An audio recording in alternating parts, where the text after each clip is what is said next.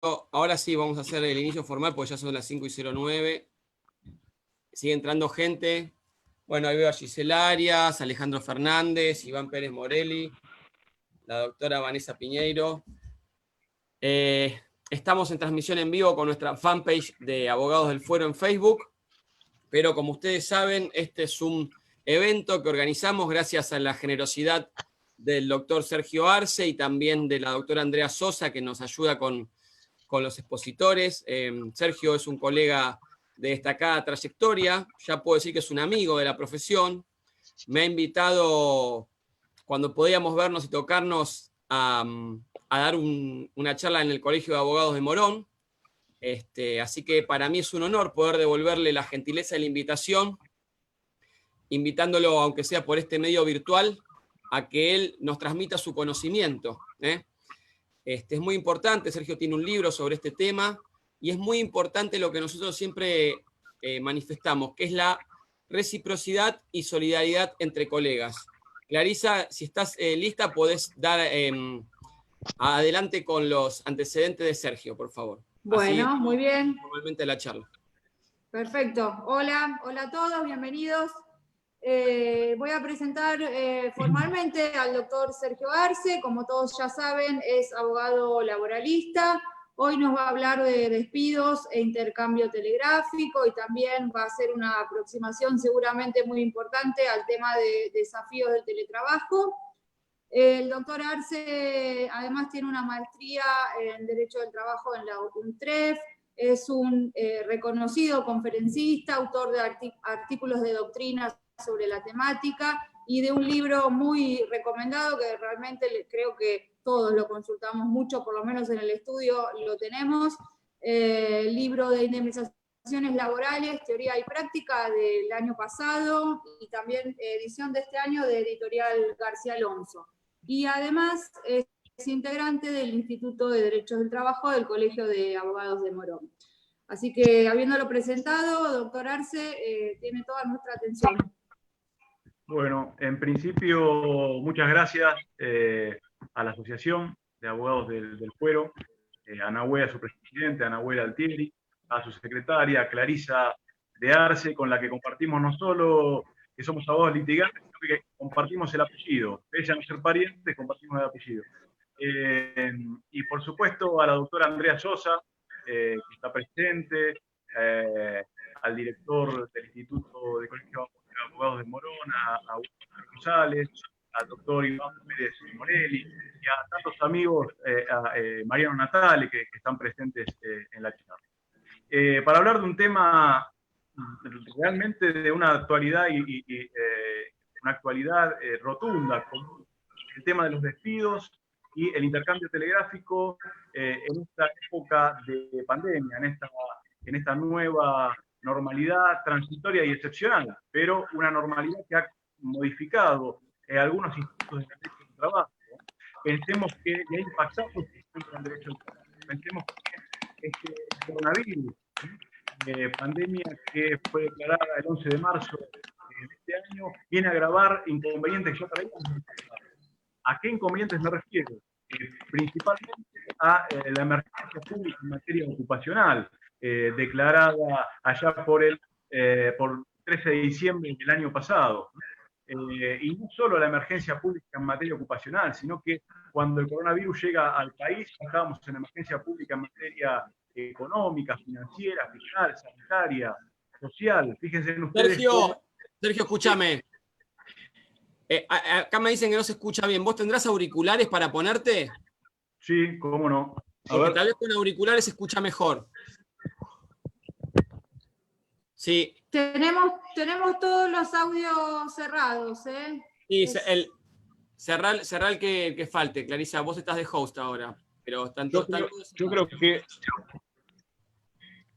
que había un ruido. Están todos cerrados. Seguía hablando, pero escuchaba un ruido. De fondo, no sé de qué era.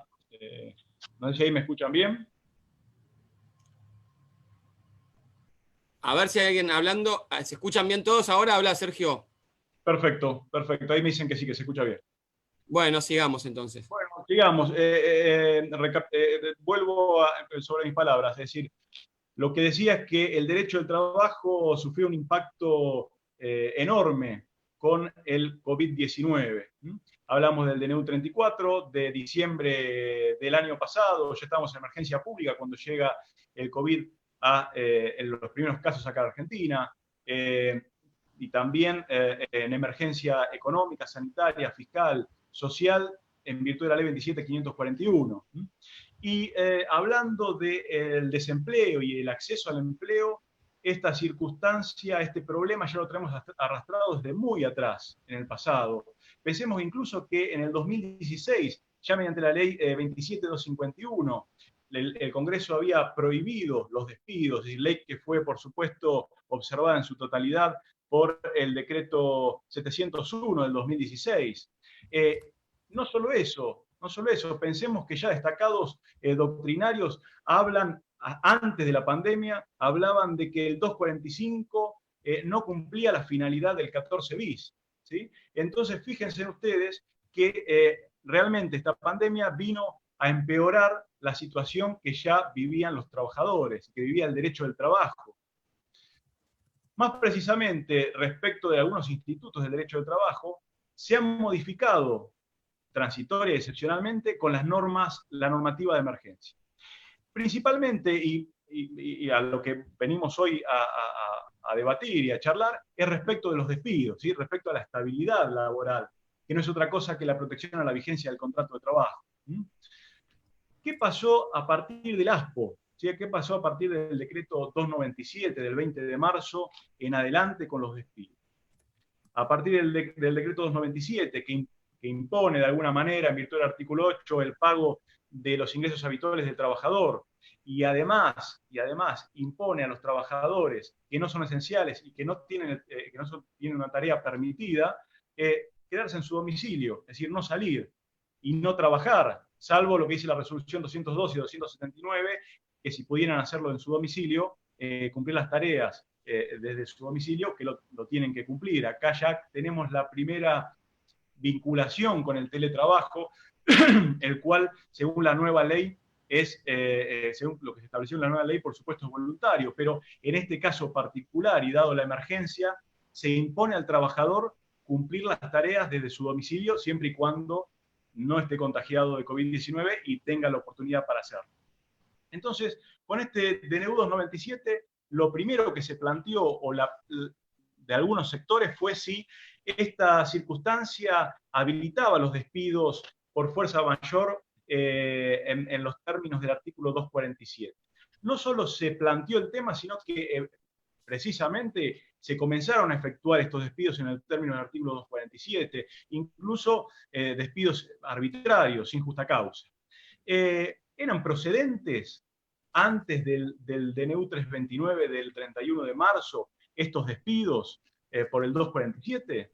Bueno, acá yo creo que el DNU 329 vino a ratificar algo que ya teníamos, que era que él no podía despedirse en virtud de fuerza mayor o falta de disminución de tareas. ¿Por qué digo esto?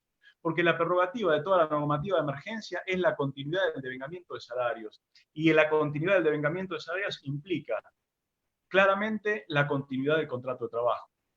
Esto se puede ver a lo largo de toda la normativa de emergencia, incluso antes del ASPO, incluso antes del aislamiento social preventivo y obligatorio. Pensemos en las resoluciones 178 y 184, que son las primeras resoluciones del Ministerio de Trabajo, que hoy están derogadas, pero que nos aproximan a ver la finalidad de toda la normativa de emergencia. Estas resoluciones, que son del 10 y del 13 de marzo de este año, cuando todavía no había ASPO, que decían que el trabajador que viniera, trabajador privado o estatal, que viniese del exterior, tenía una licencia facultativa. Si el trabajador podía tomarse facultativamente una licencia, al estilo de cuarentena, ¿sí? Para prevenir los contagios. Y se le aseguraba, mediante esta resolución del Ministerio de Trabajo, el goce íntegro de remuneración. Posteriormente, y vertiginosamente, atento a los hechos que todos conocemos, se pasa al DNU 260, que amplía la emergencia pública en materia ocupacional, y además ya casi hay una obligación del trabajador de quedarse en su domicilio, de abstenerse de concurrir al lugar de trabajo, ¿sí? Para determinados supuestos particulares. Todavía no estábamos en el ASPO. hablo específicamente de los trabajadores que tuviesen síntomas de COVID-19 o que hubiesen ingresado desde el exterior. Acá ya está la resolución 202, que reglamenta el DNU 260, que establece específicamente esto que vengo diciendo, que corresponde el devengamiento íntegro de remuneración. Posteriormente, resolución 207 del 17 de marzo, acá ya también esta resolución amplía un poco más este grupo de trabajadores que tienen que quedarse en su domicilio, que son las trabajadoras embarazadas, los mayores de 60, los trabajadores con alguna patología crónica. Estamos hablando específicamente de los trabajadores que son catalogados o nombrados como esenciales, que no pueden ser, es decir, que no pueden ser catalogados, perdón, como esenciales. Entonces, fíjense ustedes, hasta acá toda la normativa manda para la remuneración. Una innovación es el DNU 297, donde cambia en su artículo 8 la palabra remuneración por ingresos habituales. Fíjense ustedes que ya el DNU 297 ya no dice que debe reconocérsele la remuneración, es decir, el trabajador debe percibir sus ingresos habituales. Esto nos habla de todo tipo, es decir, todo tipo de concepto, sea remunerativo o no sea remunerativo. E incluso nos conecta, esto nos conecta con el micrófono que se abrió. Martín Loaiza, el micrófono, por favor. Esto nos conecta, esto de los ingresos habituales, sin duda nos conecta con la resolución 202 y 279 de la normativa de emergencia, que entiende por trabajador no solo al trabajador en relación de dependencia, sino también al trabajador que se una con la otra parte por algún contrato, es decir, que preste tareas continuas, por ejemplo, un contrato de locación de servicio, un contrato de pasantía, de becas. Fíjense en ustedes que esta normativa que establece el artículo 202 y 279, sin duda se conecta intrínsecamente con el artículo 14 bis, cuando nos habla que el trabajo en sus diversas formas gozará de la protección de las leyes. Entonces, fíjense en ustedes, venimos hablando de toda la normativa de emergencia que entiende que debe reconocerse el derecho salarial pese a no prestar tareas. Es decir, esto cambia las reglas del derecho al trabajo, de las dos obligaciones principales en el contrato de trabajo. El pago de la remuneración y, por otro lado, el débito, es decir, el deber de prestar las tareas. Y acá tenemos ya los fallos, los primeros fallos que salieron respecto de las medidas cautelares. Por ejemplo, Londoño Pérez con AFP Inversiones SRL, en una cautelar, se le debían salarios de marzo y abril, ¿sí?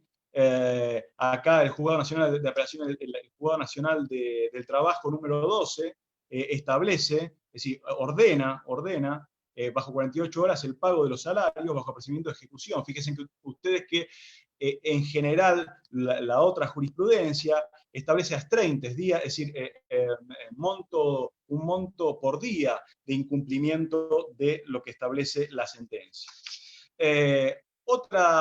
Otro concepto interesante al respecto del salario y de esta conexión que tiene con la estabilidad, por supuesto que es el artículo 3 de la resolución 207, que establece que las trabajadoras o trabajadores que tengan hijos en edad escolar y que no puedan concurrir atento a la suspensión de clases, ¿sí? a las clases que corresponden, es decir, tienen esta licencia, ¿sí? Esta licencia para quedarse y para cuidar a su hijo o hija o menor a cargo. Acá, cuando salió la resolución 207, la primera duda que se planteó, porque la resolución 207 no habla de devengamiento de remuneraciones, sino que habla específicamente que estos trabajadores tendrán justificadas las inasistencias. Entonces, lo primero que se pensó, o lo primero que se planteó desde algunos sectores, es si realmente esta resolución correspondía al devengamiento de salarios o simplemente era una justificación de inasistencias para evitar que el empleador pueda remitir una intimación en los términos del artículo 244 por un abandono. ¿Sí? Pero es claro que atento a la intangibilidad salarial, atento a los principios de buena fe y de indemnidad del trabajador, y atento a toda la normativa que vengo explicando, corresponde ¿sí? Esto ya lo ha dicho, hay varios fallos, Gómez, Benítez, Jessica con Walmart, Espera Jessica, Lorena con Inc., que es Carrefour, en donde se ha dicho que corresponde, por supuesto, el pago de la remuneración. Otra duda que se generó respecto de la resolución 207 es que esta resolución es anterior al DNU 297, ¿sí? Con lo cual, esta resolución estaba antes de que se encontraran, que estuvieran los trabajadores esenciales, es decir, que estuviera el artículo 6 del DNU 297. ¿Qué pasa con esta resolución 207 cuando aparece el DNU 297? ¿Se aplica o no se aplica a los trabajadores esenciales? ¿Por qué? Porque pensemos que toda la normativa de emergencia, incluso el DNU, la resolución 279, establece que los trabajadores esenciales o las tareas esenciales son una exigencia excepcional de la economía nacional. Es decir, están para garantizar las actividades necesarias, ¿sí?, para la nación. Pero bueno, vuelvo acá a estos fallos, Gómez, Benítez, Jessica, fíjense en Walmart, ¿sí?, una tarea, un trabajo esencial, se proveyó que correspondía esta licencia, Espera Jessica con Inc., ¿sí?, Carrefour, se reconoce, el plazo de 24 horas se ordena a las empresas que reconozcan la licencia y el pago de la remuneración debida. Yo todos estos fallos que voy mencionando, después los voy a pasar, los tengo todos en PDF para pasarlos. Incluso McDonald's, ¿sí?, Baratucci Milagros con Arcos Dorados, ¿sí?, en donde ya le habían hecho la reducción del 223 bis. Fíjense. Entonces pensemos, en base a todo lo que vengo explicando, ¿a qué voy? ¿A qué quiero llegar? Quiero llegar a que esta normativa, toda la normativa, desde el principio, incluso antes del ASPO, hasta el 31 de marzo, que se publica en el boletín oficial la prohibición de despidos del DNU 329, de alguna manera es la excepción al eximente de responsabilidad que establece el artículo 1730. ¿Sí? Recordemos que el 1730 nos habla o nos define la fuerza mayor, ¿sí?, un hecho inevitable, es decir, un hecho que no pudo ser evitado, ¿sí?, imprevisto e inevitado, ¿sí?, y por supuesto dice como excepción, establece como excepción a este principio, ¿sí?, como al eximente de responsabilidad por fuerza mayor, la disposición en contrario que así lo ordene. Y esta ya estaba la disposición en contrario. ¿Cuál era la disposición en contrario? Toda la normativa que manda a abonar la remuneración. 1730, 1733. Además debemos decir que en este caso estamos hablando de supuestos, o de un supuesto de la pandemia que es un hecho imprevisto e inevitable, pero no permanente, sino que estamos hablando de un hecho transitorio. Con lo cual entiendo que ya antes del DNU 329 no correspondía un despido en los términos del artículo 247 que debía entenderse, incluso en el artículo 245, más la duplicación indemnizatoria que ya establecía el DNU 34 de 2019, que fue prorrogado posteriormente. También otras opiniones hablaban de la posibilidad, antes de la prohibición de despido, de efectuar, en el caso de que sea despedido un trabajador de los que habla la resolución 207, me refiero a un trabajador enfermo, un trabajador con alguna patología, de encauzarlo dentro del artículo 1 de la ley 23.592, ley antidiscriminatoria, siempre y cuando, por supuesto, teniendo presente los estándares de prueba que haya hecho la Corte en los casos Pellicori, Cisnero y Varela. Entonces, todas las reducciones salariales, eventualmente en estos términos, serían pago, es decir, un pago insuficiente en los términos del artículo 260 y pago a cuenta de lo que se le debe al trabajador de la remuneración devengada. Pero pese a todo esto que estoy explicando, es decir, no bastó esta circunstancia, ¿sí? Los despidos continuaron, con lo cual nos vimos en la necesidad, el Estado se vio en la necesidad de publicar en el boletín oficial el DNU 329, que prohíbe los despidos, ¿sí?, sin justa causa y por causa de fuerza mayor o falta o omisión de tareas. Fíjense en ustedes que ya estaba presente acá la duplicación indemnizatoria del DNU 34. Pensemos que el DNU 34 viene a potenciar la estabilidad del 245, ¿sí? Y de alguna manera conminar al empleador a que no tome esta acción en esta pandemia, en donde el trabajador tampoco va a poder encontrar un nuevo empleo. Tiene restringido el acceso al empleo. Entonces, realmente el DNU 34 era insuficiente para contener los despidos que sí medianamente está conteniendo, digo medianamente porque sabemos que siguen habiendo despidos, medianamente está conteniendo el DNU 329 y sus continuadores. Justificación del 329, hablamos la insuficiencia del DNU 34, el Pacto Internacional de Derechos Económicos, Sociales y Culturales, que establece que los estados deben garantizar el acceso al empleo. ¿Quién hoy va a contratar un trabajador, salvo que sea un trabajo esencial? Hablamos del 14 bis, ¿sí? De la protección al trabajo, del sujeto de preferente tutela, de los que abren Aquino, los fallos Bisotti, ¿sí?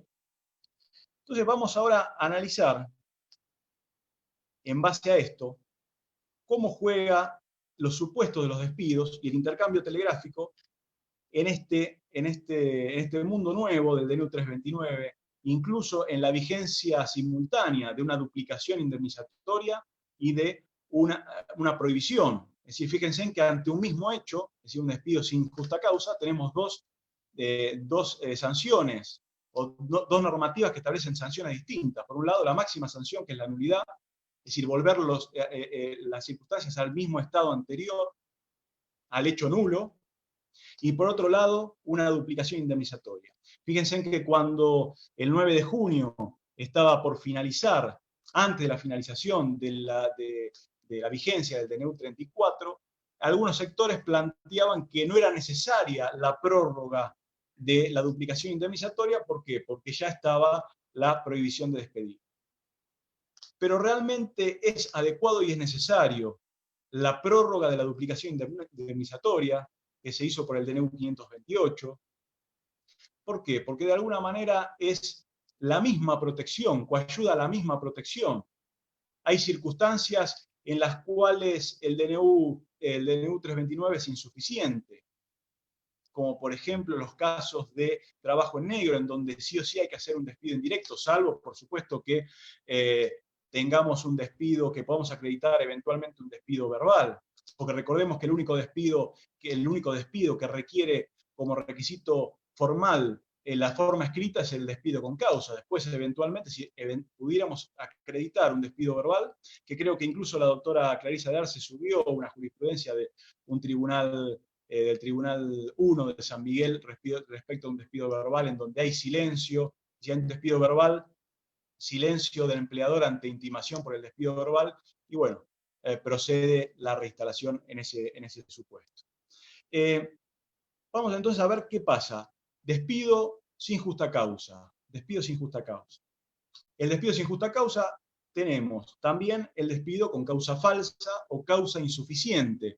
Es decir, una causa que no llegue a ser suficiente para no proseguir el contrato de trabajo. Ahí tenemos que observar claramente, más en el intercambio telegráfico, cuando vamos por parte empleadora, por supuesto, los parámetros del 242 y del 243, la expresión clara de los hechos en que se basa la extinción del contrato de trabajo. Y esto es fundamental, porque hay un fallo, fíjense, en Espinosa José Alfredo, con TMT, una medida satisfactiva de juzgado 2 de Misiones, del 28 de abril, en donde se dice específicamente esto. Se reinstala al trabajador porque del primer cotejo del intercambio telegráfico,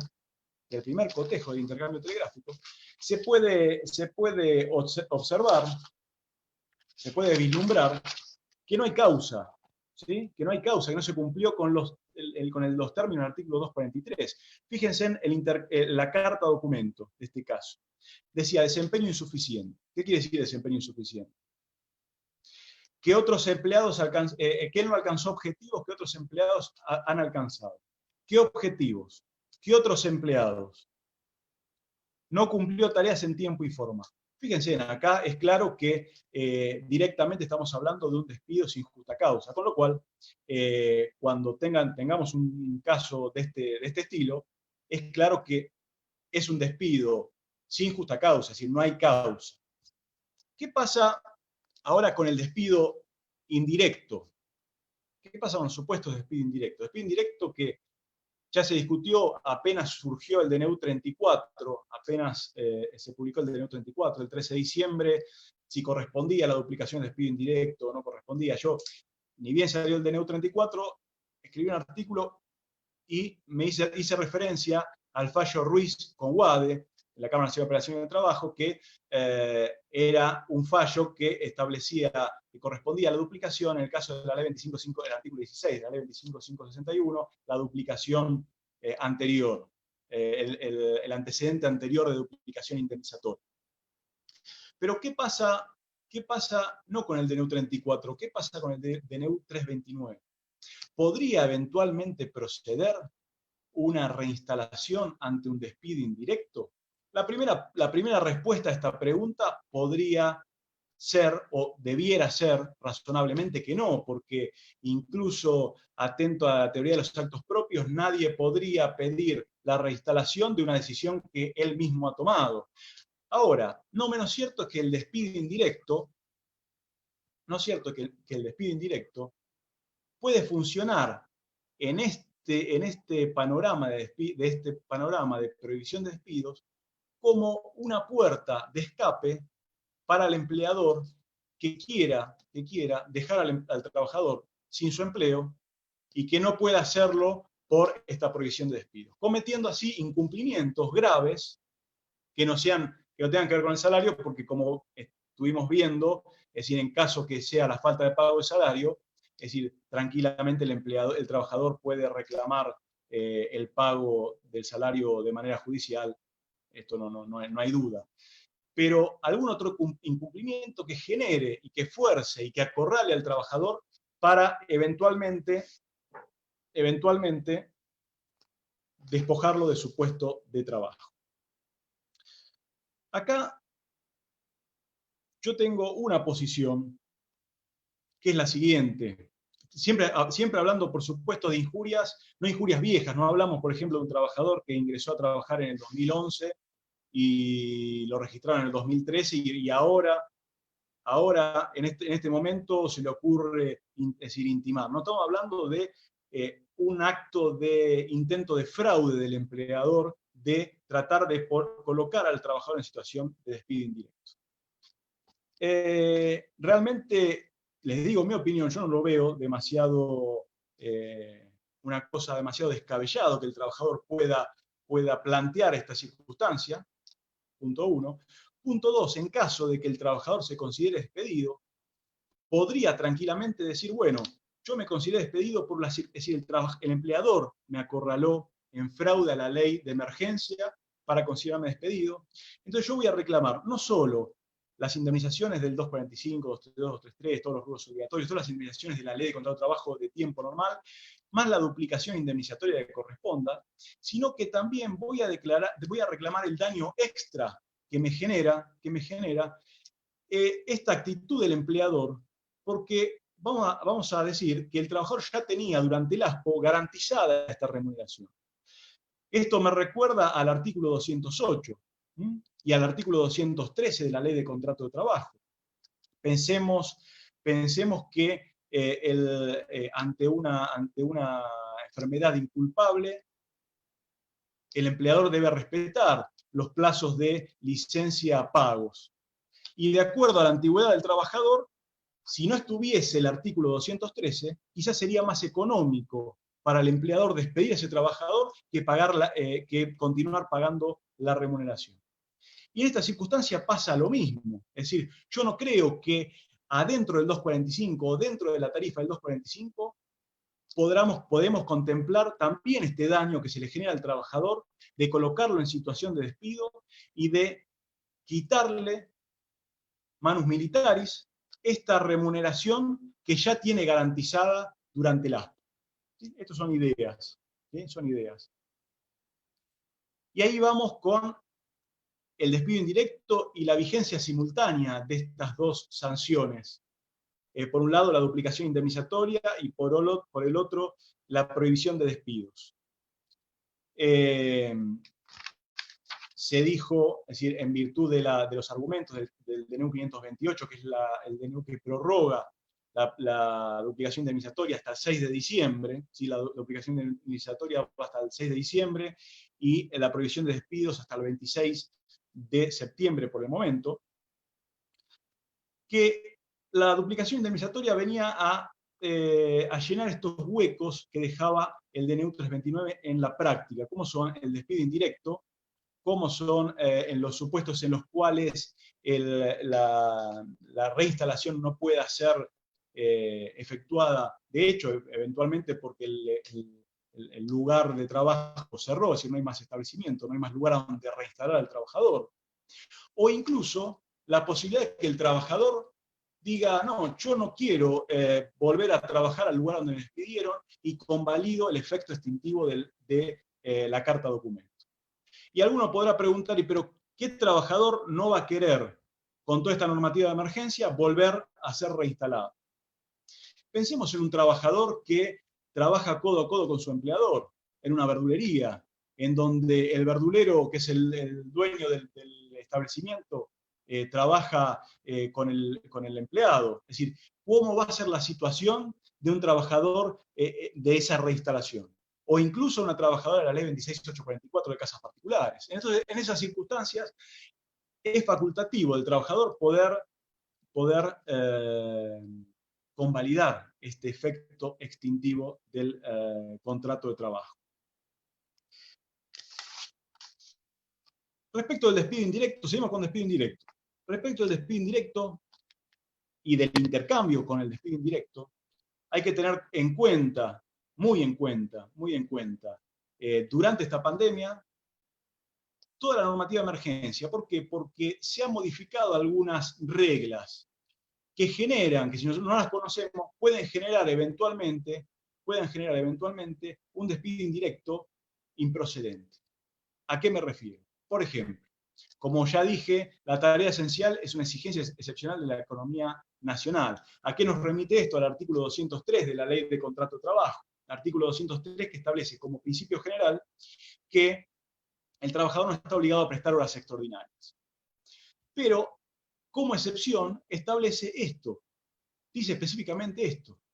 La excepción es la exigencia excepcional de la economía nacional y de empresa, dice el artículo 203, que se conecta intrínsecamente con el artículo 89, de prestar auxilios al empleador cuando haya eventualmente un peligro inminente. Entonces, fíjense ustedes que ha cambiado este principio, en virtud del artículo 279, también ha cambiado, se ha modificado el tema de la facultad de organización, porque incluso en la resolución 279 dice que la reorganización en este ámbito de la pandemia, y teniendo en cuenta las tareas esenciales y para garantizar las tareas esenciales, no podrán, me refiero a la jornada, por supuesto, no podrán ser tenidos como un uso abusivo de la facultad de organización y dirección. Estamos hablando del artículo 66 del ius variandi.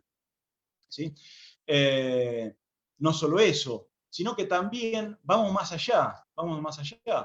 Pensemos que incluso las nuevas contrataciones que se den durante el ASPO,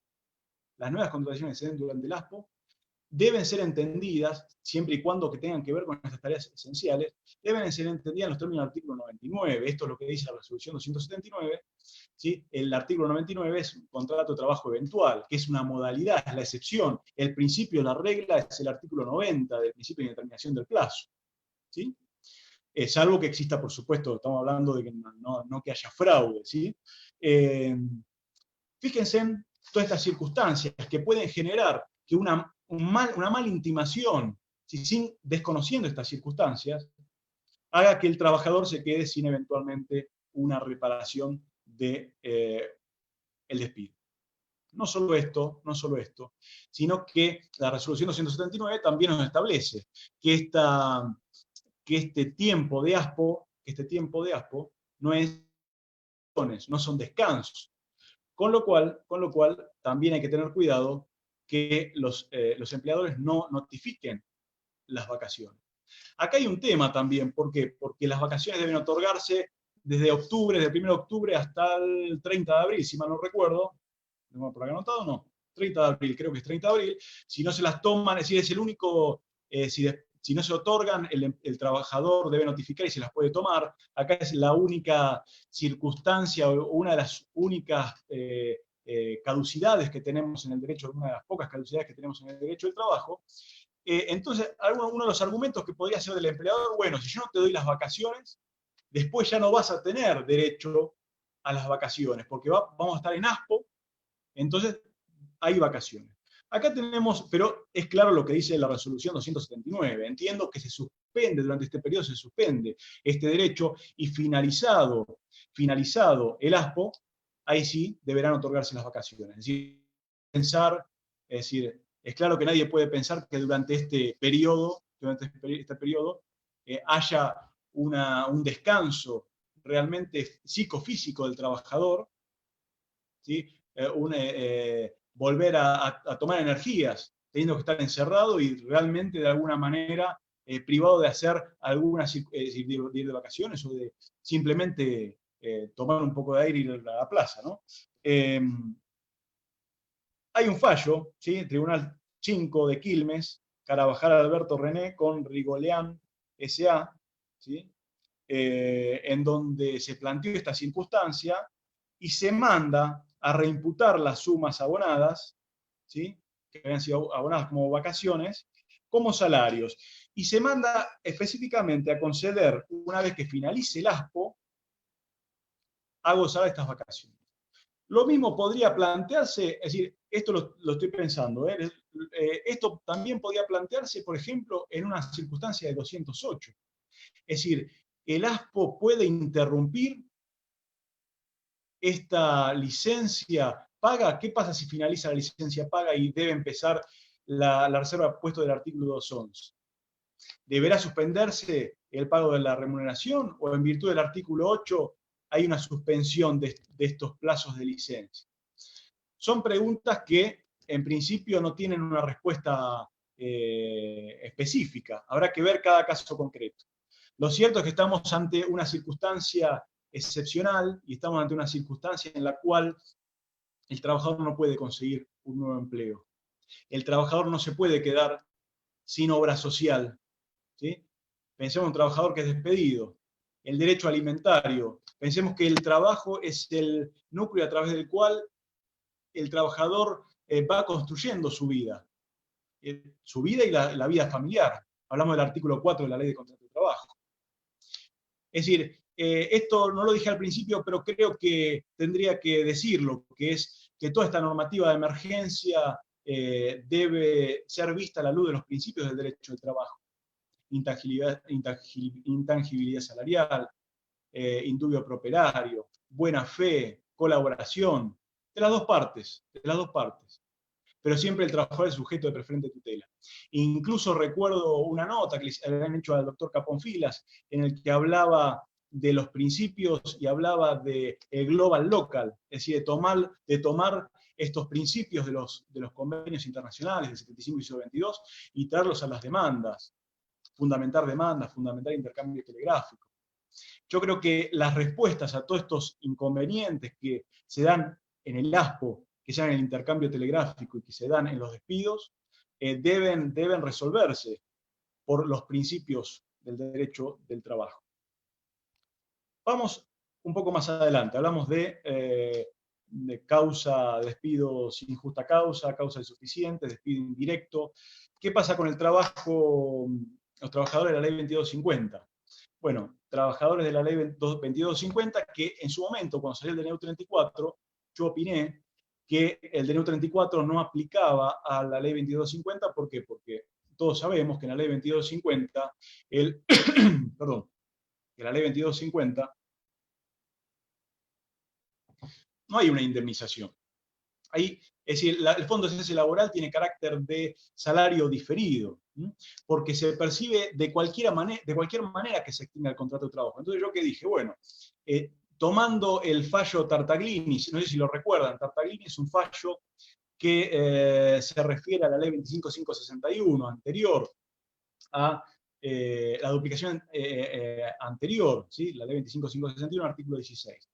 En ese fallo Tartaglini se decía que el artículo 156 de vacaciones no gozadas no debía duplicarse. ¿Por qué? Porque es un rubro que es un rubro obligatorio, se percibe de cualquier manera que se extinga el contrato de trabajo, incluso ante renuncia.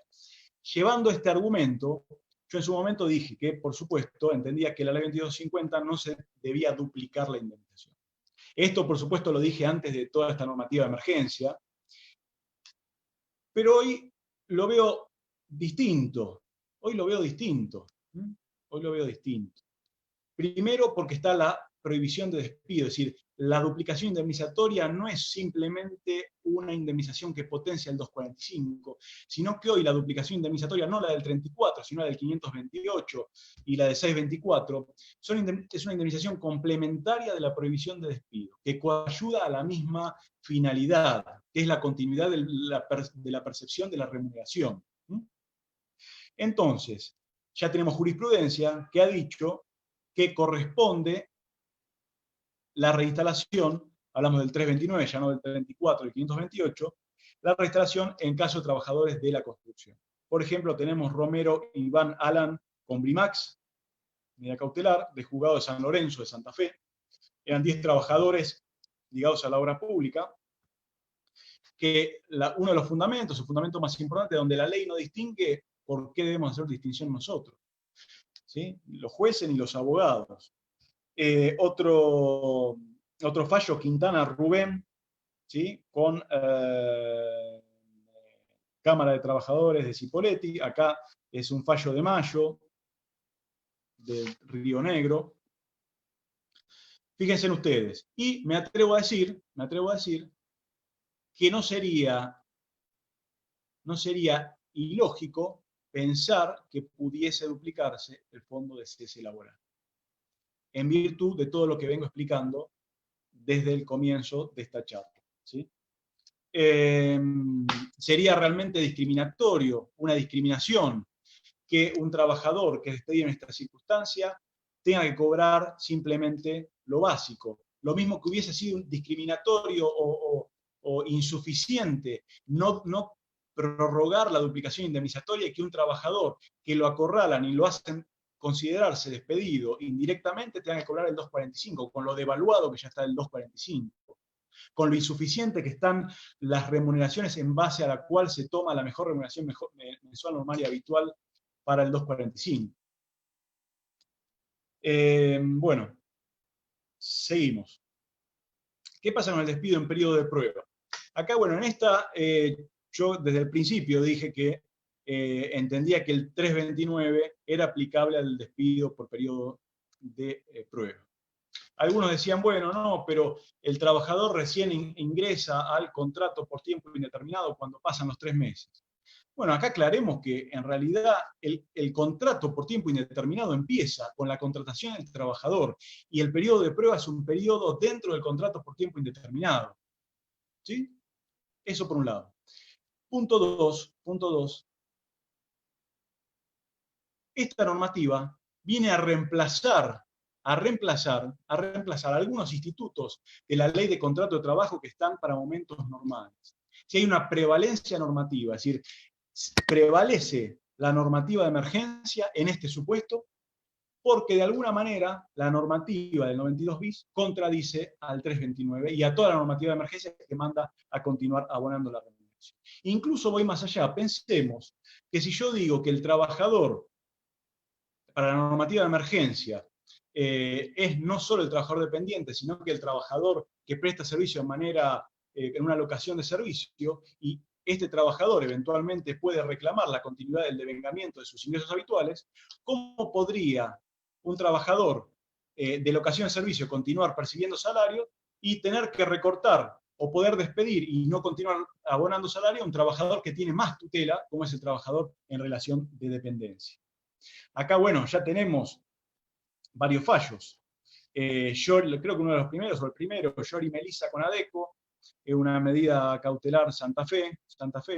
Después tenemos toda la jurisprudencia de la Cámara Nacional de Presión de Trabajo, y de las salas, en las salas, la mayoría de las salas, todas las salas, salvo la 10, ha proveído la reinstalación del periodo del trabajador en periodo de prueba. Fíjense en ustedes qué curioso, que en la sala 10 es Salazar Jesús con 25 horas SA, es el que se rechazó la reinstalación, y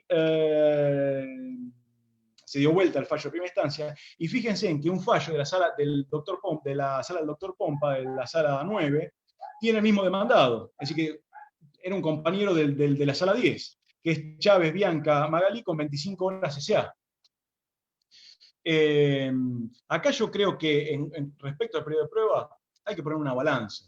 Hay que poner una balanza qué es lo que prevalece.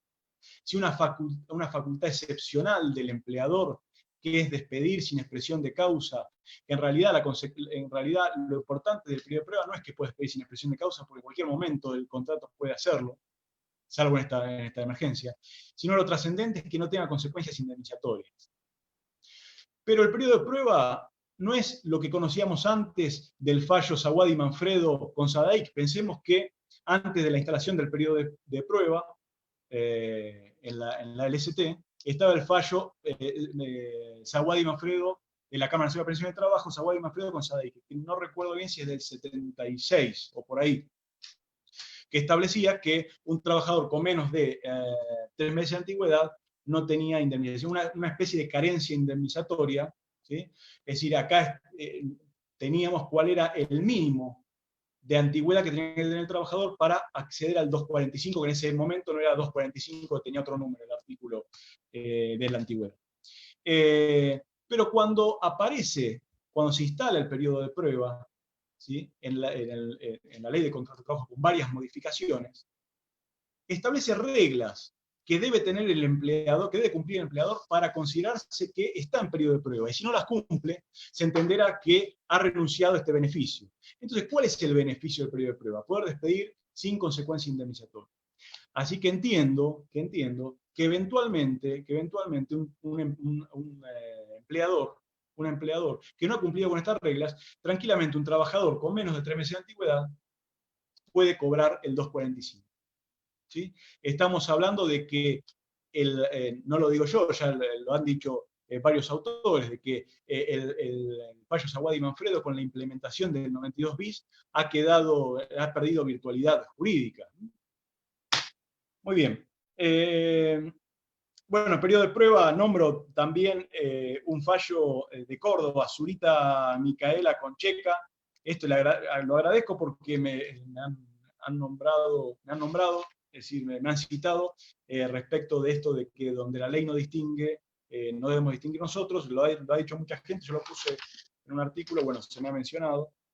Después, fíjense en ustedes qué interesante este fallo. Un fallo de Morón, del Tribunal 4 de Morón, Portaro Matías con transporte vecinal, en donde yo creo que no dice, es decir, lo reinstalan, pero de alguna manera la respuesta es negativa. Y les digo por qué.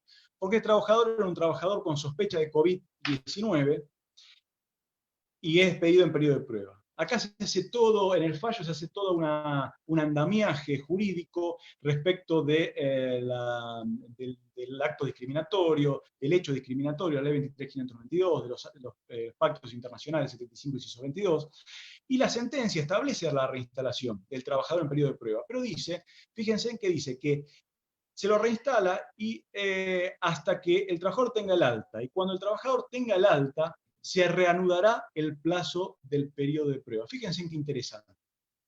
Fíjense en qué interesante, porque de alguna manera una opinión o una posición podría ser, bueno, suspendamos durante la prohibición de despidos, el plazo del periodo de prueba, y cuando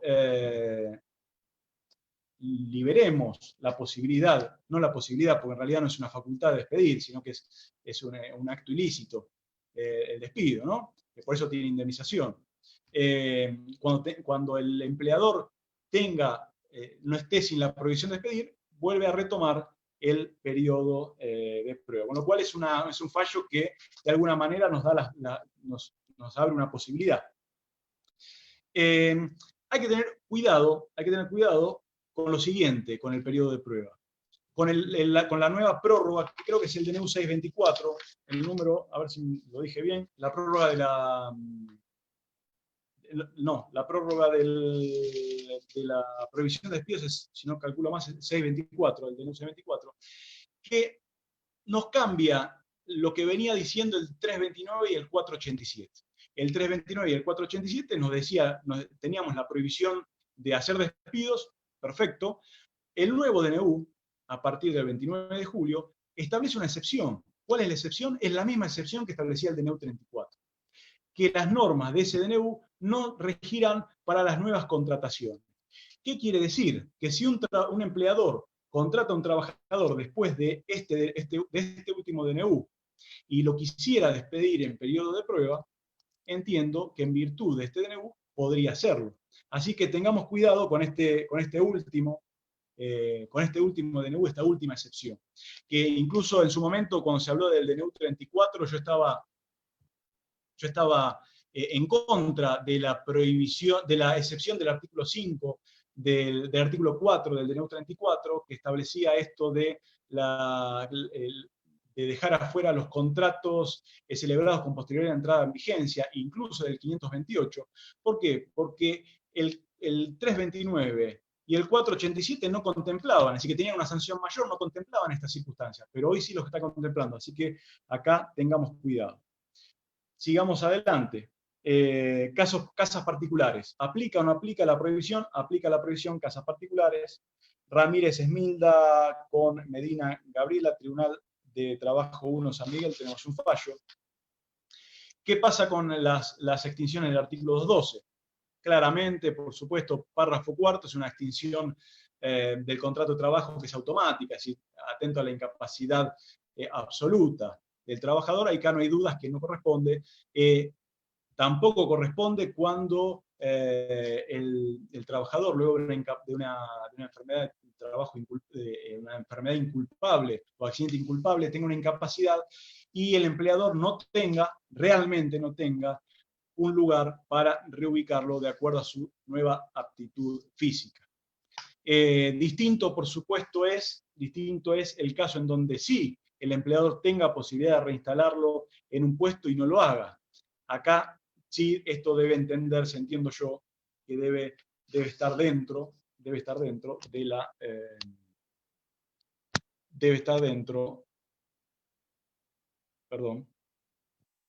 ahí seguimos, debe estar dentro del DNU 329 de este año. 329 y sus prórrogas, 487 y 624. Bueno, también, es decir, hay que tener mucho cuidado con los intercambios telegráficos. Cuando hagamos intercambios telegráficos por abandono, por favor, mucho cuidado.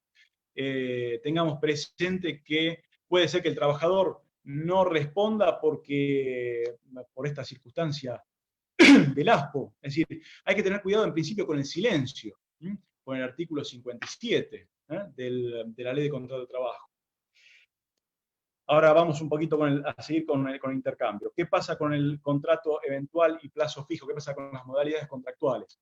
Yo entiendo que si por supuesto hay un contrato que es en fraude a la ley, como generalmente pasa con estos tipos de contratos eventuales o a plazo fijo, es claro que denunciando este fraude se podrá pedir la reinstalación. Ahora, si el contrato eventual finalizó y ya, es decir, y el hecho que generó la contratación realmente era una eventualidad, era un verdadero contrato eventual o un verdadero contrato de plazo fijo, entiendo que la finalización de este contrato no tendría por qué pedirse la reinstalación. Entonces, hablamos del intercambio y de todos estos supuestos de despido. Yo no sé cómo voy con el tiempo, ya vamos una hora, ¿no? Está cerca de una hora. Bueno, 55 minutos más o menos. Bueno, voy a hablar un poquito más de intercambio telegráfico y ya pasamos al otro, un poco a analizar qué es lo que pasó con la nueva ley de teletrabajo, todavía no publicada en el boletín oficial, pero del 30 de julio. Muy bien. ¿Qué pasa con el intercambio telegráfico? Tenemos que seguir todos estos principios que vine explicando anteriormente. El artículo 10, conservación de empleo, continuidad del contrato de trabajo, artículo 62, 63, buena fe, artículo 58, y más hoy que nunca, ser más rigurosos con estos artículos, ser más rigurosos con la buena fe, al intimar a un empleador que eventualmente tiene cerrado el local o tiene, si no es ni esencial ni tiene trabajador, ni tiene trabajo permitido. ¿Sí? Ser más riguroso con estas premisas, por ejemplo el artículo 58, que dice que el silencio del trabajador no podrá entenderse como una presunción en su contra. También el artículo 57, pensemos que si bien siempre es peligroso hacer un despido por el silencio, porque pensemos la proyección eventualmente en un caso de despido de trabajo en negro, un caso de trabajo en negro, la proyección procesal del 57, que tenemos que acreditar igualmente la calidad de empleador del silente. Es decir, no basta con que la persona que le mandemos la carta de documento mantenga silencio, sino que en caso de trabajo en negro tenemos que acreditar que la persona que mantuvo silencio era el empleador. ¿Sí? Y el empleador, por supuesto, conserva y tiene esta obligación de responder, siempre de responder.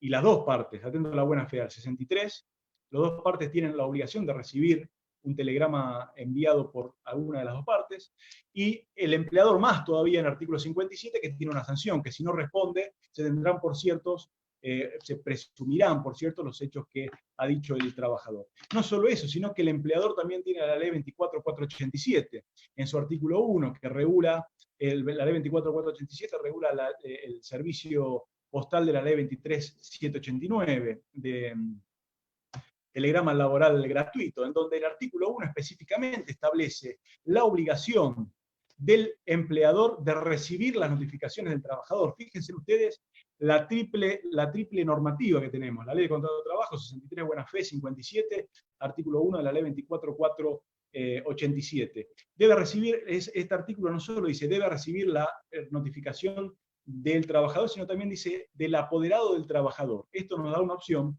eventualmente, en caso de que el trabajador no pueda remitir la notificación. Incluso podemos encontrar jurisprudencia, pueden encontrar jurisprudencia si buscan, respecto de alguna circunstancia en la cual el trabajador no pueda concurrir a responder una intimación, por ejemplo, una intimación por abandono de trabajo. Ejemplo, el trabajador que esté enfermo por COVID-19 claramente no puede salir a contestar una intimación por abandono de trabajo, no puede decir esta circunstancia. Tranquilamente puede responder el telegrama laboral un familiar. Hay fallos que lo han establecido, que puede responder, ejemplo, la esposa del trabajador. Después, por supuesto, el trabajador tendrá que ratificar esta actuación del familiar cercano. Es decir, una cuestión de fuerza mayor. Estas son las premisas que debemos seguir. Por supuesto, la premisa de que cada parte responde por el medio empleado, la cual cuál cede cuando hay negligencia o cuando hay culpa en la recepción. Ahora, la pregunta es, los domicilios cerrados durante el ASPO, deben entenderse como, con aviso de entrega y todo lo demás, no retirados, deben entenderse como notificados, deben entenderse como esta negligencia, ¿sí? A la teoría de la recepción, es decir, entró a la esfera de conocimiento del empleador esta notificación. Yo creo que acá, es decir, tiene derecho a defensa del artículo 18 de la Constitución Nacional, este empleador que es notificado y la empresa está cerrada. Yo creo que acá hay abusos, ¿sí?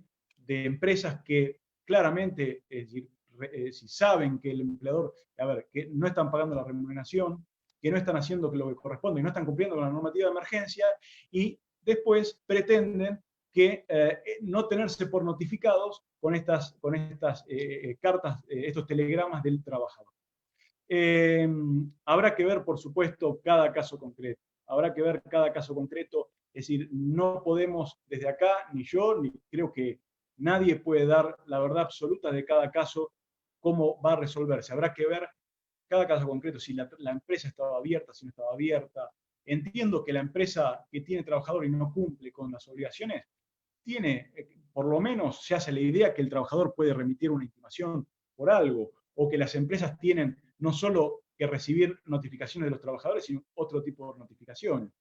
Con lo cual entiendo que podría también entrar dentro de la buena fe la obligación de la empresa de concurrir a chequear si tiene alguna notificación. Como también la posibilidad de que el trabajador haya justo estado en el comienzo del ASPO, en otro lugar distinto al domicilio denunciado a la empresa, y que la empresa notifique en ese domicilio una intimación por abandono de trabajo. ¿Qué pasa en esas circunstancias? ¿Debía el trabajador, cuando empezó el ASPO, sabiendo que iba a estar en otro domicilio, notificar al empleador de alguna manera, dar el aviso, o no debía? Dice telegrama enviado, acá leo abajo, dice telegrama enviado a la FIP, es decir, el nuevo sistema de envío de telegrama FIP. Igualmente, recordemos que la ley 24013, artículo 11, está vigente, con lo cual no importa si AFIP recibe o no recibe el telegrama, lo importante, lo que dice específicamente la letra del texto del artículo 11, es remitir, que el trabajador tiene que remitir la copia de la intimación a AFIP, con lo cual, mientras que se haya remitido la copia de la intimación, es suficiente. A mí no me interesa si eventualmente la AFIP recibe o no recibe, o el estado del telegrama, siempre y cuando uno haya cumplido dentro de las 24 horas con la remisión del telegrama AFIP. Bueno,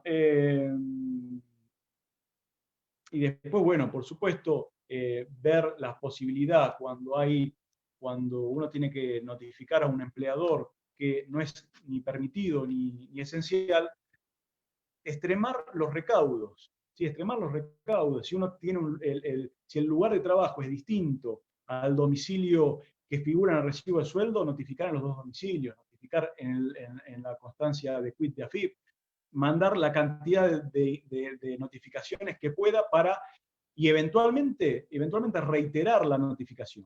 ¿Sí? ¿Para qué? Para, de alguna manera, no quedarnos con que este intercambio telegráfico carezca de sentido porque no se tenga eventualmente en un juicio por notificado. Siempre tenemos que tener presente que en virtud del artículo 140 del recibo de sueldo, el empleador tiene que tener en el recibo de sueldo es la denuncia del empleador del domicilio, con lo cual, si no está actualizado ahí, es decir, después no podríamos tener una queja. Bueno, si les parece, porque ya me veo que me excedí mucho con el tiempo, vamos a hacer algunas reflexiones. ¿Cuánto tiempo tendría, Clarisa, cuánto tiempo tengo para hacer alguna reflexión del... A mí me encantan todas las exposiciones que haces, Sergio, así que por mí no hay límite, pero no sé si 15... Claro, para no abusar del tiempo de todos y del tuyo sobre todo, no sé si 15 minutos te parece bien. Bueno, voy a hacer 15 minutos de reflexiones de la nueva ley de teletrabajo. La ley que fue sancionada el 30 de julio. Perdón, sí. Sergio, perdón. Tengo más o menos 4 preguntas para trasladarte luego sobre estos temas, como para Perfecto. Que lo tengas en cuenta. Ok, perfecto. Vamos entonces con la ley de teletrabajo. Ley que se sanciona en una circunstancia muy particular. Circunstancia de trabajo remoto, pero no trabajo voluntario, sino que trabajo impuesto por la normativa de emergencia, atento a esta suerte de fuerza mayor que se está cumpliendo, porque tengamos presente la circunstancia. ¿Cuál es la circunstancia? Empleador, si no es esencial permitido, no puede abrir su local, su negocio, no lo puede abrir. No puede despedir. Y además tiene que continuar abonando el salario. Entonces, realmente lo justo es que el trabajador, en virtud de las resoluciones 202 y 279, que pueda cumplir de manera remota el trabajo, las tareas de manera remota, lo cumpla de manera remota sus tareas. Acá, en virtud de la resolución 21 de la Superintendencia de Riesgo de Trabajo, se suspendió la resolución del 2012, la 1552, que establecía que a los trabajadores que cumplan tareas en teletrabajo o trabajo remoto, debía proporcionarse una silla ergonómica, un extintor o matafuego, un de estos tablillas para el mouse, es decir, porta-mouse, y entregársele una serie de recomendaciones que estaban en un compendio de recomendaciones que se había organizado a tal sentido. Y se establecía que también el empleador podía concurrir al domicilio del trabajador. Estoy hablando de la resolución de la Superintendencia de Río de Trabajo 1552 de 2012, la cual está suspendida para este trabajo remoto, es un trabajo excepcional y transitorio. Se establecía que el empleador, es decir, al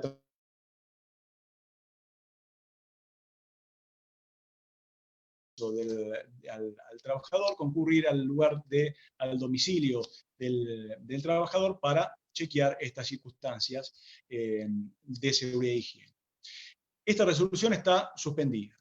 Ahora, ¿era conveniente darse el debate de una ley de teletrabajo en esta circunstancia excepcional y transitoria, o no era conveniente? Bueno, lo cierto es que en principio no está mal la discusión de la ley de teletrabajo, pero viendo la ley tal cual como quedó, de alguna manera hay muchos derechos o buenas intenciones, pero la ley parece estar vacía de derechos, ¿sí? De orden público. Se habla de presupuestos mínimos que después van a ser complementados por la negociación colectiva. Le estamos dando al derecho colectivo, es decir, a la negociación colectiva, el poder de completar estos derechos que son declamados de alguna manera por la ley. Ahora, ¿se podrá hacer? ¿Tienen todos los sindicatos, ya sabemos que no, el mismo poder de negociación? ¿Qué pasa con los trabajadores que no tienen un sindicato atrás? ¿Qué derechos? Por supuesto que los sindicatos consiguen y han conseguido muchos derechos para los trabajadores, pero pensemos que estamos hablando de derechos que tendrían que haber estado en la ley. Hablamos de modalidad contractual. Se integra o se ingresa a la ley como una modalidad contractual. Pensemos que las modalidades contractuales en la ley de contrato de trabajo son la excepción al principio general, que es el contrato de trabajo como todos lo conocemos. Pero en este caso la modalidad o la excepcionalidad ya no es el tiempo de trabajo o el plazo de trabajo, como el caso de plazo fijo, contrato eventual, o la persona del trabajador, que es un grupo de trabajadores, por ejemplo, el trabajo por equipo, sino que acá la excepcionalidad es que se corre el establecimiento, el artículo 6 de la Ley de Contrato de Trabajo. Y el trabajador presta sus tareas de manera con el uso de las TICs, de las tecnologías de la información y la comunicación, desde un lugar distinto al establecimiento. Puede ser el domicilio del trabajador o un lugar que no sea el domicilio del trabajador, pero un lugar distinto al establecimiento del empleador. La ley no establece un plazo o una regla para decir qué tiempo el trabajador debe entenderse que se le aplica esta ley o no. Dice total o parcial, con lo cual por el momento hay que esperar la reglamentación y eventualmente lo que disponga la negociación colectiva, si se va a definir o no algún tipo de regla al respecto. No debemos olvidarnos que al ser una modalidad contractual introducida a la ley de contrato de trabajo, todos los trabajadores que hagan teletrabajo gozarán de los principios y reglas que establece la ley de contrato de trabajo. Eso en principio parece bueno. Fíjense en que en cuanto al artículo 3 de la ley, es simplemente meramente enunciativo, declarativo, porque nos dice que las personas que trabajen contratada bajo la modalidad en los términos del artículo 102 bis tendrán los mismos derechos. Es decir, esto realmente es un artículo que lo veo vacío. Pasemos más adelante. Se habla de jornada y se habla de derecho a la desconexión. Son conceptos que la ley los toma como pegados o conexos o conjuntos. Y ahora voy a explicar por qué entiendo que, si bien podría entenderse que sí, no es tanto de esa manera. Cuando se habla de la jornada, se especifica. Quiero dejar aclarado que estoy haciendo unas reflexiones de la ley de teletrabajo por el tiempo. Tendría mucho más para decir, pero voy a tocar simplemente los puntos que me parecen más importantes. Cuando se habla de la jornada, se establece que debe formalizarse por escrito la jornada. Y esto realmente es novedoso, pero lo veo importante. ¿Por qué lo veo importante? Porque de alguna manera esto nos va a servir de acá en el futuro, para eventualmente en una prueba, en un expediente concreto, para saber si algún mail o alguna notificación o algún pedido que después se pueda escribir, que se pueda chequear en un expediente o ventilar en un expediente, estaba dentro o fuera de este derecho a la desconexión del trabajador. Asimismo, al introducirse un nuevo documento, introducirse un nuevo documento que es obligatorio para el empleador, como es esta planilla, en donde debe asentarse cuál es la jornada del trabajador, yo entiendo que en los términos del artículo 52 y 53 de la Ley de Contrato de Trabajo, en caso de que el empleador no tuviese o no esgrimiese en un eventual juicio este documento, tendría que tenerse por cierto la jornada denunciada por el trabajador en un eventual intercambio telegráfico. ¿Sí? Y ni que hablar de cuando se habla de los accidentes de trabajo en horario de teletrabajo. Y digo, que se habla del derecho a la desconexión. El artículo 5 tiene 2 párrafos. Creo que el primer párrafo no dice nada. Creo que lo importante del artículo está en el segundo párrafo y dice que el empleador no podrá exigir a la persona que trabaja la realización de tareas ni remitirle comunicación por ningún medio fuera de la jornada laboral. A eso se refiere el derecho a la desconexión. El derecho a la desconexión implica que el trabajador no recibe, principalmente, entiendo yo, no solo que el trabajador tenga derecho a no contestar las comunicaciones. Creo que lo principal en el derecho a la desconexión es la obligación que tiene el empleador de no remitirle ningún tipo de comunicación. ¿Sí? Alguno podrá decir, bueno, pero yo mando una comunicación, un WhatsApp, un mail, y después el trabajador que lo conteste cuando quiera o que se fije cuando quiera. Todos sabemos, a ver, esto es así, todos sabemos cuando nos mandan un WhatsApp o cuando nos mandan un mail, que de alguna manera estamos pensando, a ver qué nos habrá dicho, qué nos habrá puesto, a ver, o nos fijamos en el mail. Entonces, realmente, yo creo que el derecho a la desconexión, además de venir a asegurar la jornada, viene de alguna manera a garantizar la intimidad del trabajador, a garantizar que el empleador no se meta en el domicilio del trabajador. ¿Sí? Fíjense en que es trascendente, e incluso creo yo que este derecho a la desconexión tendría que estar en la Ley de Contrato de Trabajo, no solo para los trabajadores que hagan teletrabajo, sino para todos los trabajadores, para los trabajadores que estén de manera presencial, como para los que hagan tareas remotas o tareas de teletrabajo. Porque es común que se notifique o se manden notificaciones con posterioridad a la jornada de trabajo. Lo que deja acá un espacio abierto es esto que dice, no podrá exigir a la persona trabajadora la realización de tareas ni remitirle comunicación por ningún medio. Bueno, a lo que me refiero, finaliza ahí el artículo. Yo creo que el artículo tendría que haber tenido algún tipo de sanción para este incumplimiento del empleador. Porque pensemos, si no, simplemente es un derecho declamado. Pensemos que ¿qué trabajador va a mandar una carta documento o va a intimar diciendo, bueno, me están mandando notificaciones fuera del horario de trabajo, en donde yo tengo derecho a ejercer mi derecho a la notificación? Esto es igual que la ley 24013. La ley 2403 cuando una persona manda una intimación a registrar. Cuando el contrato está finalizado, cuando hay una negativa de tareas, cuando realmente ya el contrato se extinguió. Nadie que quiera conservar el contrato de trabajo va a mandar una notificación al empleador diciéndole, señor, usted me está mandando, salvo que haya un caso de acoso, no sé, pero en principio es un derecho que no tiene una sanción. Creo que esa sanción lo hace menos eficaz. Tareas de cuidado.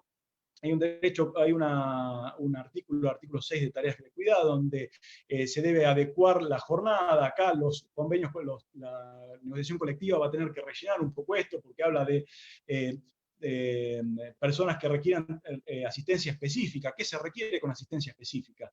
Lo toma también como una discriminación en los términos del artículo 1 de la ley 23.592. Y acá vuelvo a decir, ¿qué trabajador va a remitir una intimación por la no adecuación de la jornada de trabajo? Y para finalizar, voy a hablar un poquito de la voluntariedad y la reversibilidad.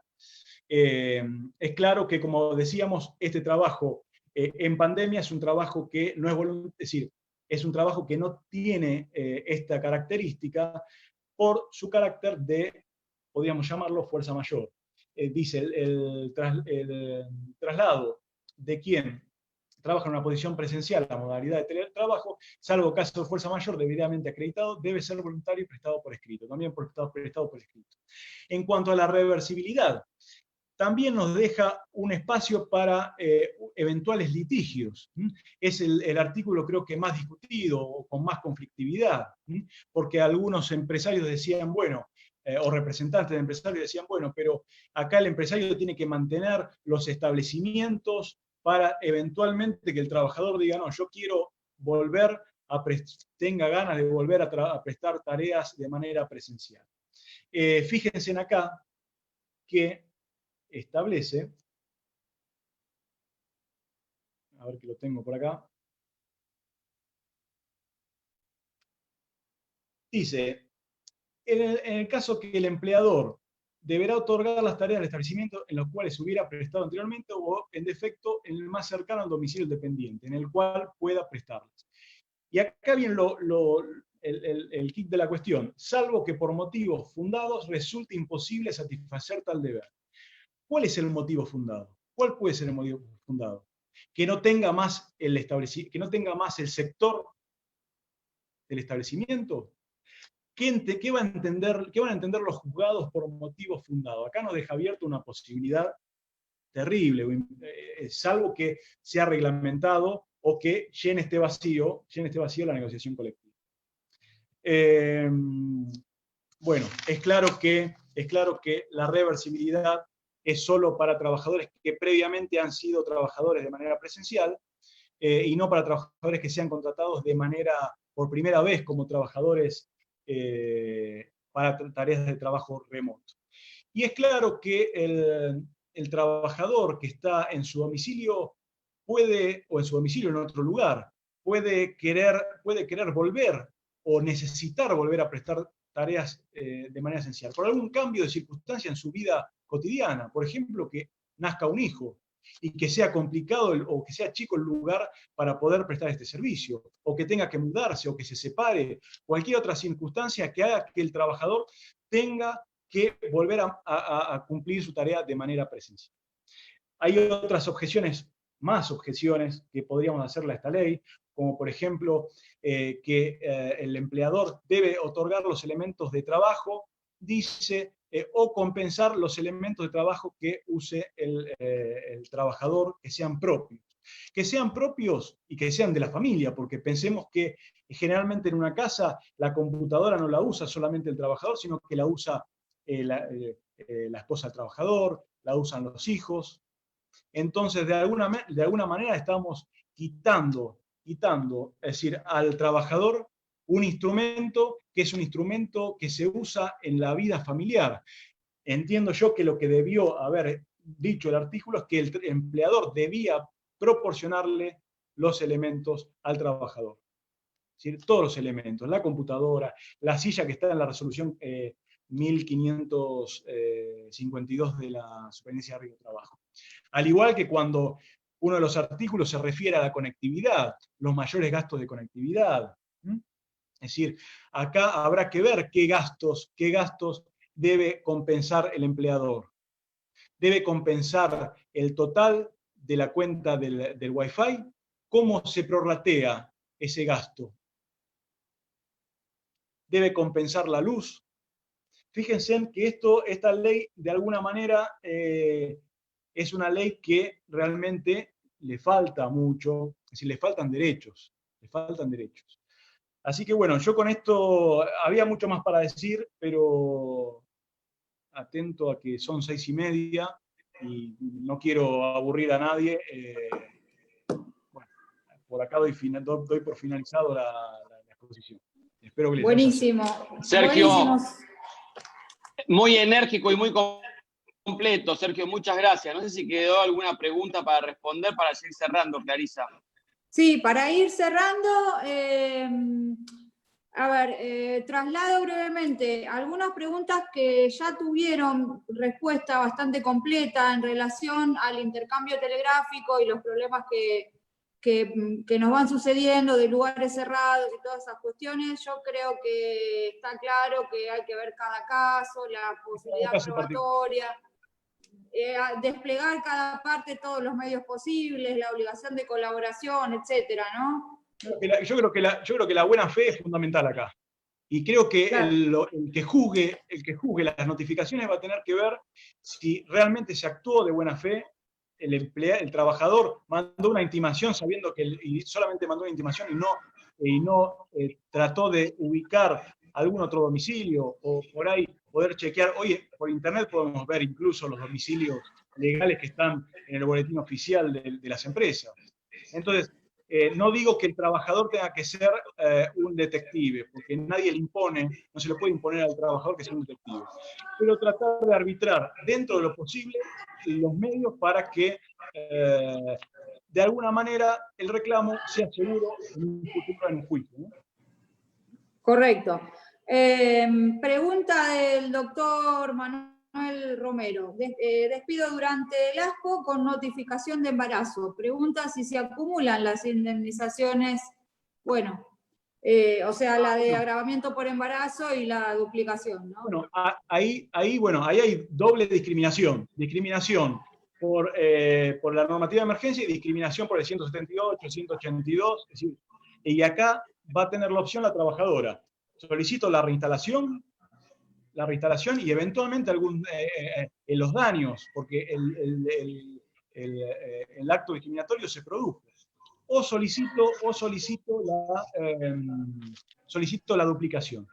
Hay jurisprudencia, busque jurisprudencia respecto de la ley 27, la 26.551. Ya con tantos números estoy trabado, pero de la duplicación indemnizatoria anterior al artículo 25.561, perdón. En donde no es habitual, pero pueden encontrar jurisprudencia donde se ha duplicado esta indemnización del artículo 182, del 178, ¿no? Del embarazo. Así que pueden encontrar jurisprudencia de eso y pueden encontrar jurisprudencia respecto, ejemplo, del artículo 15 de la ley 24.013, del artículo 2 de la ley 25.323, en donde se dice, bueno, estos indemnizaciones no derivan de la extinción incausada del contrato de trabajo, pero la fórmula de cálculo contiene, ejemplo, el artículo 15, 245, 232, 233. Si durante esta pandemia, o la ley anterior, el artículo 16, 25, 561, establecía que estas indemnizaciones estaban potenciadas, no sería muy descabellado pensar o pedir que la indemnización del 15 se calcule sobre los montos aumentados por la duplicación indemnizatoria. Vuelvo a decir, estas son jurisprudencias aisladas, pero está bueno mencionarlos para que lo tengan en cuenta, ¿no? Claro, acá el colega que preguntaba me pide que le haga la aclaración de que se trataría de un despido indirecto y no un despido directo. De todas maneras, no sé, Sergio, qué opinás, pero yo creo que obedecen a cuestiones distintas y no hay ninguna norma que las excluya la una de la otra. Si corresponde el embarazo y la duplicación, se podrían sumar perfectamente directo o indirecto. Tal cual, tal cual. Además, hay Perfecto. muchísima jurisprudencia de despido indirecto en caso de embarazo y corresponde, Claro, por supuesto. perfecto. Otra pregunta, si cobra SAC el teletrabajador. Si cobra SAC, sí, por supuesto. Claro, Es decir, ¿por qué no ahí cobraría? ¿por qué no lo cobraría? Es decir, a ver, el teletrabajador no es un trabajador, no vamos a discriminar al teletrabajador, que ni siquiera quizá yo escuché por ahí decir de teletrabajador. Es un trabajador que en el cual la relación laboral se organiza de otra forma. Ni siquiera creo que tenga que ser una modalidad, sin perjuicio que es una modalidad hoy, pero es una organización del trabajo distinta. Es una organización del trabajo que las directivas se dan a través de las TICs, el trabajo se hace a través de las TIC, es el medio de comunicación, pero el trabajo es el mismo. Ahora, las dudas que pueden generar es todo lo referido a los artículos que se relacionan con el establecimiento del artículo 6. ¿Qué va a pasar, por ejemplo, con el 247? Cuando pensemos que el 247, la elección del trabajador para despedirlo, en una época normal hablo, ¿no? Se habla del que tenga menos antigüedad del establecimiento. ¿Qué va a pasar ahí?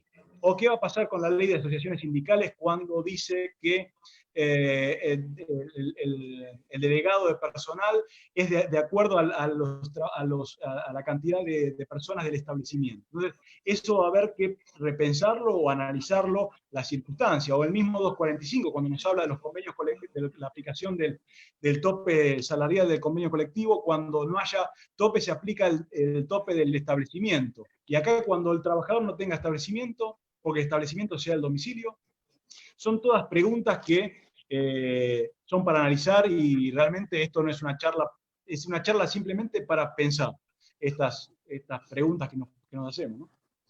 Sí, claramente tenemos muchos interrogantes como un nuevo concepto de establecimiento, ¿no? Por ejemplo. Y seguramente la negociación colectiva irá dando respuesta a muchas de estas preguntas, que tal vez sea un poco la clave, ¿no? En ver cada actividad, qué límites pone a la desconexión en función de las características. Bueno. Y la autorización a las empresas, la ley deja ahí la autorización, que deben solicitar la autorización para contratar personal teletrabajador en extranjero. ¿Sí? Entonces, ¿cómo va a ser esa autorización? Y esto creo que va a ser fundamental para garantizar el trabajo de la gente acá en Argentina. Realmente son muy delicadas. Sí, son temas nuevos bastante difíciles. Traslado dos preguntas más. Una de la doctora Natalia Barraza es relativa al trabajador cuyo actividad se ha pactado una reducción en los términos del 223 y fue homologado. Pregunta si puede intimar el pago íntegro. Sería una de las preguntas. Supongo que la doctora se refiere a aquellos casos en que los trabajadores no hayan prestado su conformidad individual. Bueno, ahí yo mencioné un fallo justo al respecto, que lo puede buscar, que es Baratucci Milagros con Arcos Dorados, que es un caso al que se refiere la doctora, el 223 bis. Perfecto. Fíjense en que es la única la única circunstancia cuestionable y que es poco armónica en toda la normativa. Toda la normativa, como vine explicando, manda a pagar el salario y es la única puerta en donde se habilita de alguna manera la reducción salarial que se consagra en la normativa anterior. Es contradictorio. Bien. Y la última pregunta que voy a trasladar, para no abusar, Sergio, de tu tiempo y del de todos los participantes, es una pregunta mía para saber si tenés alguna reflexión sobre qué naturaleza considerás que tiene la entrega de elementos de trabajo o la compensación por el uso de los elementos propios, en el caso del teletrabajo. Si es salarial o no salarial. Bueno, ahí también, esta es otra duda. Es decir, lo cierto es que, yo vuelvo a reiterar, yo creo que los elementos los tendría, en la ley tendría que haber dicho que los tiene que dar completamente el empleador. Es decir, porque de alguna manera cuando está en la empresa lo tiene que poner, tiene que tener una computadora, tiene que tener una silla. Ahora, no ve, es decir, veo complicado que el elemento de trabajo, si es usado exclusivamente para el trabajo, tenga a lo que vas vos para los términos del cálculo de las indemnizaciones. Claro. ¿No? Veo complicado que pueda ser tenido como una remuneración este elemento que sea usado hablamos de uso exclusivo para la empresa. Otra cuestión, si tiene algún otro uso, ¿no? Ahí ya podríamos entrar en ver si puede catalogarse como remuneración o no. Bien. Bueno, hasta acá hemos llegado. Si hay algunas preguntas pendientes, los invito a todos a seguir charlando en todos los grupos de Facebook y en todas nuestras redes sociales. Les agradezco enormemente al doctor Arce, la verdad buenísima toda la exposición con una sencillez digna de la gente que sabe mucho y lo puede trasladar con esa facilidad de palabra al alcance de todos, los especialistas y los menos especialistas. Así que felicitaciones, Sergio. Y bueno, gracias a todos por participar. Bueno, digo yo unas últimas palabras, si puede ser. Agradezco nuevamente a Nahuel Altieri, a vos, Clarisa, a todas las autoridades de la Asociación de Abogados del Fuero. Y bueno, simplemente eso. Muchas gracias por la atención y me sentí muy cómodo. Perfecto. Muchísimas gracias a todos. Nos vemos. Recuerden que dentro de entre 15 y 20 días estamos definiendo la fecha. Vamos a tener el próximo Zoom exclusivo para socios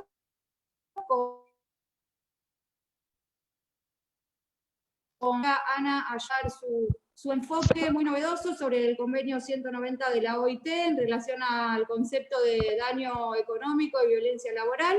Vayan anotándose con tiempo, tengan paciencia que estamos tapados de trabajo, las inscripciones se las vamos a ir contestando. Y bueno, nuevamente gracias a todos, a Sergio especialmente, a Andrea Sosa, un cariño grande, y nos vemos en la próxima. Felicitaciones, muy bueno el encuentro. Gracias. Adiós.